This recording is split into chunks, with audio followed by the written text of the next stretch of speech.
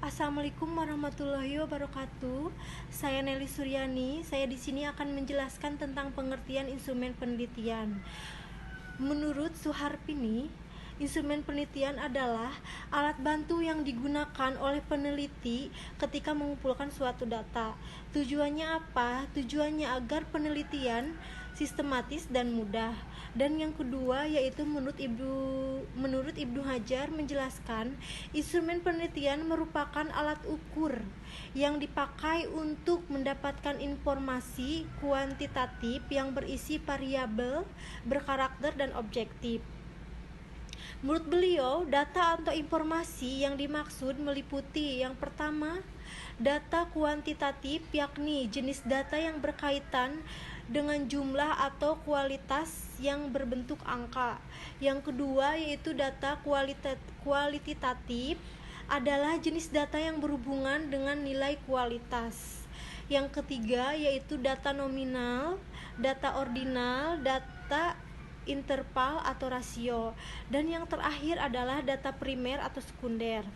Nah, untuk instrumen penelitian menurut Surya Brata mendefinisikan adalah alat yang digunakan untuk merekam keadaan atau aktivitas atribut-atribut psikologis. Dan untuk yang terakhir yaitu menurut Noto Atmojo berpendapat instrumen penelitian adalah alat-alat yang digunakan untuk mendapatkan atau mengumpulkan suatu data. Sekian, terima kasih. Poin kedua yaitu jenis-jenis instrumen penelitian.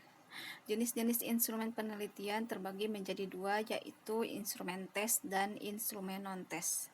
Yang pertama, instrumen tes. Kata tes secara harfiah berasal dari istilah Prancis kuno yaitu testum, yang mempunyai arti piringan atau jambangan dari tanah liat. Dalam pengertian yang luas, tes adalah alat atau instrumen yang dipakai untuk mengukur sesuatu. Secara teoritis, tes merupakan suatu alat atau prosedur yang dipakai dalam rangka kegiatan pengukuran dan penelitian. Menurut S. Eko Putro-Widoyoko, tes diartikan sebagai jumlah pernyataan yang harus diberikan tanggapan dengan tujuan untuk mengukur tingkat kemampuan seseorang atau mengungkap aspek tertentu dari orang yang dikenai tes. Menurut William Wiersma Stephen G. George, dalam bukunya Educational Measurement and Testing mendefinisikan, the test is the stimulus to which the response is made. Artinya, tes adalah suatu rangsangan yang membuat orang untuk menanggapinya atau merespon. Beberapa pengertian di atas dapat disimpulkan bahwa tes adalah suatu alat pengumpul informasi melalui serentetan pertanyaan, perintah, atau latihan yang digunakan untuk mengukur keterampilan, pengetahuan, inteligensi, kemampuan, atau bakat yang ditujukan kepada orang yang dikenai tes. Adapun kelebihan instrumen tes yaitu yang pertama, jawaban mudah dijangkau oleh responden. Yang kedua, tidak memerlukan pemikiran yang mendalam. Yang ketiga, tidak banyak memakan waktu. Selain mempunyai kelebihan, instrumen tes juga mempunyai kekurangan, yaitu jawaban responden bersifat spekulatif, serta kerjasama antar responden pada waktu mengerjakan soal tes lebih terbuka, menurut Suharsimi Arikunto. Lalu selanjutnya yang kedua ada instrumen non-tes. Instrumen non-tes merupakan cara penilaian atau pengukuran yang dilakukan tanpa menguji, tetapi dengan melakukan pengamatan secara sistematis.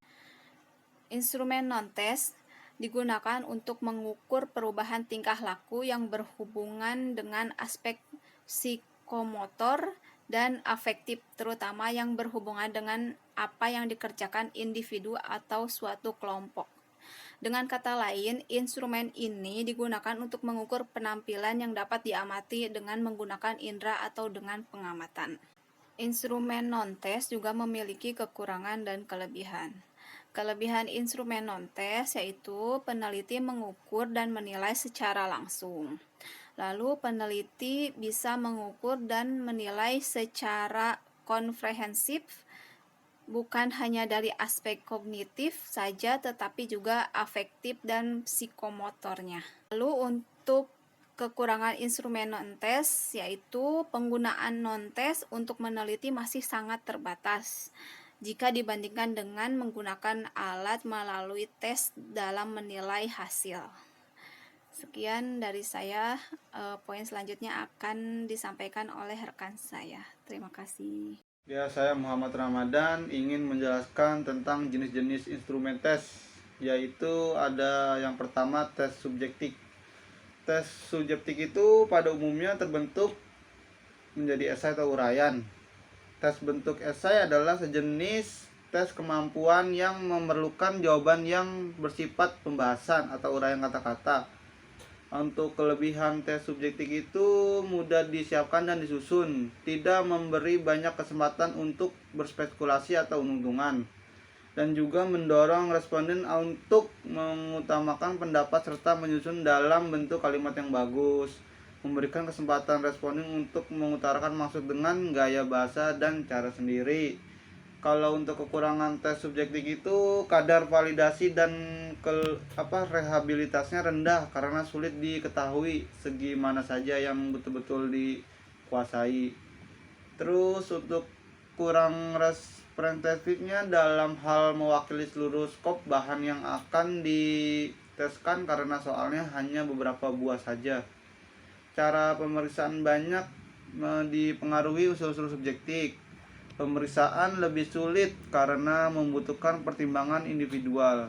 Waktu untuk mengoperasikannya lama dan dapat diwakilkan kepada orang lain. Kalau untuk yang kedua ini tes objektif. Tes objektif adalah tes yang dalam pemeriksaannya dapat dilakukan secara bersifat. Hal ini lebih ke objektif yang dimaksudkan untuk mengatasi kelemahan-kelemahan dari tes bentuk esai. Untuk kelebihan objektif itu mengandung lebih banyak segi-segi yang positif, lebih responsif, mewakili isi yang lebih luas, lebih mudah dan cepat cara pemeriksaannya dapat diserahkan kepada orang lain. Dalam pemeriksaannya tidak ada unsur subjektif yang mempengaruhi. Dan untuk kekurangan tes objektif itu persiapan untuk menyusunnya jauh lebih sulit daripada esai karena tesnya banyak dan harus teliti. Untuk menghindari kelemahan-kelemahan yang lain, jadi soal tes cenderung untuk mengungkapkan ingatan, daya pengetahuan atau pengenal kembali, untuk mengukur proses mental yang tinggi.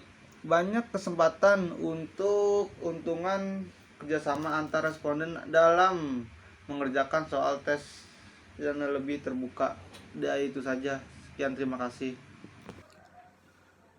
Assalamualaikum warahmatullahi wabarakatuh. Perkenalkan, saya Sugeng Widodo akan menjelaskan metode penelitian tentang jenis-jenis instrumen non-tes. Yang pertama itu observasi. Observasi merupakan instrumen non-tes yang dilakukan dengan cara mengamati langsung tingkah peserta didik dengan teliti dan dicatat secara sistematis, logis, objektif, dan rasional fenomena yang dijadikan objek pengamatan. Menurut Susilo Surya dan Natawijaya dalam Susilo Raharjo dan Gutnanto 2011 48-49 membedakan observasi menjadi observasi partisipatif, observasi sistematis, dan observasi eksperimental. Yang A itu observasi partisipatif, pengamati ikut ambil bagian dalam kelompok yang sedang diamati. B. Observasi sistematis yaitu menggunakan kerangka yang berisi faktor-faktor ingin diteliti yang telah dikategorikan terlebih dahulu secara struktural. C. Observasi eksperimental yaitu pengamat tidak berpartisipasi dalam kelompok yang diamati namun dapat mengendalikan unsur-unsur tertentu sehingga tercipta tujuan yang sesuai dengan tujuan observasi. Kelebihan observasi lebih fleksibel dan lebih murah untuk dijalankan. Meskipun menuntut kerjasama yang kurang aktif, hasil metode ini dapat diandalkan untuk kegiatan penelitian. Metode observasi adalah alat yang populer dalam penelitian terutama dalam ilmu perilaku dan sosial, akinadi dan oologi. Kekurangannya observasi yaitu metode ini memerlukan keterampilan khusus untuk membuat dan menilai pengamatan perilaku dan penelitian. perlu pengembangan kategori perilaku, yaitu skema pengkodean. 2. Wawancara merupakan instrumen non-tes yang dilakukan dengan melakukan percakapan dan tanya jawab lisan secara sepihak dan berhadapan tatap muka yang dilakukan dengan tujuan tertentu. Jali dan Mulyono 2008 menyatakan bahwa ada 2 jenis wawancara yang dapat digunakan sebagai alat evaluasi, yaitu wawancara terpimpin, wawancara berstruktur, wawancara sistematis, yaitu merupakan wawancara yang dilakukan dengan mengajukan pertanyaan sesudah disusun terlebih dahulu. Di wawancara tidak terpimpin, ya wawancara bebas adalah wawancara sederhana dan tidak sistematis yang dilakukan mengajukan pertanyaan tanpa mengacu pada panduan wawancara. Adapun aspek yang perlu diperhatikan dalam wawancara itu tahap awal yang bertujuan mengkondisikan situasi wawancara, penggunaan pertanyaan dan pencatatan hasil wawancara. Kelebihan wawancara itu menghasilkan tingkat respon yang tinggi, wawancara lebih mewakili populasi penelitian, terjadi kontak pribadi sehingga kemungkinan peneliti dalam menjelaskan pertanyaan yang dianggap membingungkan oleh responden. Kekurangan wawancara yaitu jumlah narasumber yang dijangkau tidak banyak karena keterbatasan waktu dan tenaga peneliti. 3. Angket atau kuesioner. Susilo Raharjo dan Gutnanto 2011 292 berpendapat angket atau kuesioner adalah merupakan suatu teknik atau cara memahami siswa dengan mengadakan komunikasi tertulis, yaitu dengan memberikan daftar pertanyaan yang harus dijawab atau dikerjakan oleh responden secara tertulis juga. Dapat diartikan bahwa angket merupakan alat untuk mengumpulkan informasi, data, dan pendapat yang harus diisi oleh responden. Hal yang perlu diperhatikan dalam melakukan instrumen non-tes menggunakan angket yaitu pertanyaan hendak pendek dan jelas, mengandung satu jawaban, pertanyaan tidak menyinggung perasaan responden. Adapun kelebihan angket atau kuesioner, data responden dapat disembunyikan, responden bisa anonim, data yang dikumpulkan dapat berjumlah besar dalam waktu singkat. Kekurangan angket atau kuesioner yaitu terkadang beberapa pertanyaan membingungkan sehingga tidak dapat diklasifikasi atau peneliti tidak dapat di tempat untuk menjelaskan pertanyaan yang membuat bingung responden. 4. Daftar cek merupakan daftar yang memuat sejumlah pertanyaan singkat mengenai subjek dan aspek-aspek yang akan diamati penelitian dengan memberikan tanda centang pada tiap-tiap pertanyaan sesuai dengan hasil pengamatan. Kelebihan daftar cek yaitu pada proses pelaksanaan bersifat efisien karena pelaksanaan dapat dilakukan secara klasikal. Akurasi data yang diperoleh memiliki validitas dan reliabilitas tinggi dari segi fungsinya, memudahkan responden mengumpulkan masalah. Konselor lebih mengenal responden yang membutuhkan bantuan segera. Kekurangan daftar cek yaitu membutuhkan waktu yang banyak untuk mengolah hasil sebagai konsekuensi dari banyaknya jumlah bidang masalah dan jumlah butir pernyataan masalah yang tersedia. Data yang diungkapkan masih bersifat umum, berbentuk peta masalah dan banyak masalah yang dialami pada setiap bidang. 5. Skala penilaian merupakan alat untuk mengukur nilai, sikap minat, pemerhatian, dan nilai-nilai dengan tingkatan-tingkatan yang telah disusun.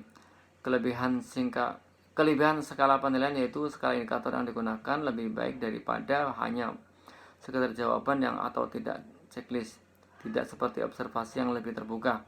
Skala penilaian memiliki indikator arahan yang mewakili perilaku dan tingkat kerjasama dalam bersosialisasi. Skala penilaian tergolong cepat dan mudah karena dalam skala sudah tersedia penjelasan perilaku siswa sehingga akan lebih mudah melakukan penilaian. Skala penilaian dapat diaplikasikan secara langsung. Kekurangan skala penilaian yaitu guru biasanya menilai siswa berdasarkan interaksi sebelumnya atau berdasarkan emosi dibandingkan dengan objektivitas. Penilaian yang berulang mempresentasikan sikap guru terhadap siswa sebenarnya. In dan Gralun 2000. Perkenalkan, saya Beni Eka Putra. Kali ini saya membahas mengenai metode penelitian. Ada jenis-jenis skala pengukuran. 1. Skala nominal. Skala nominal adalah skala yang disusun menurut kategorinya atau fungsi bilangan hanya sebagai simbol untuk membedakan sebuah karakteristik dengan karakteristik lainnya. Ciri-ciri skala nominal adalah 1. A. Angka yang bertera hanya bentuk label atau karakteristik. B. Tidak dapat dilakukan operasi matematika hitung. C. Tidak memiliki nilai 0 yang mutlak atau absolut. D. Tidak memiliki urutan atau ranking. 2. Skala ordinal. Skala ordinal adalah skala yang didasarkan pada ranking diurutkan dari jenjang yang lebih tinggi sampai jenjang terendah ataupun sebaliknya. 3. Skala interval.